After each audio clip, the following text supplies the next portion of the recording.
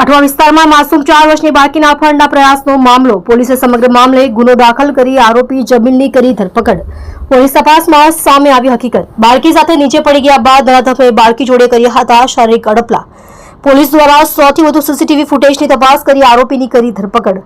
આરોપીની ધરપકડ માટે પોલીસે 6 જેટલી ટીમો કામે લગાવી હતી. આરોપી સામે પોલીસે બળાત્કાર અને અપહરણનો ગુનો દાખલ કર્યો. અઠવા પોલીસને મોડી રાત્રે મળી સફળતા. ખ્વાજાના દરગાહ નજીકથી આરોપીની ધરપકડ. પોલીસ પૂછપરછમાં આરોપીએ બાળકીના ગુપ્ત ભાગે અડપલા કર્યા હતા.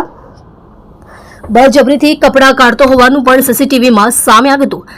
મધરાત્રે માસૂમ બાળકી માતા જોડે સૂતી હતી, જે દરમિયાન તેણીના પડખામાંથી ઉઠાવી અપહરણ કરી લઈ જવાનો પ્રયાસ કર્યો હતો. જે વેળાએ ભાગવા જતા બાળકીને લઈ ઢળી પડ્યો હતો.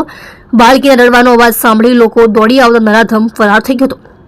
પોલીસે પરિવારની ફરિયાદની રાહ જોયા વિના સીસીટીવી ફૂટેજના આધારે તપાસ કરી પરિવારનો સંપર્ક કર્યો હતો, જેમાં ખૂબ જ મોટો ઘટસ્ફોટ થયો.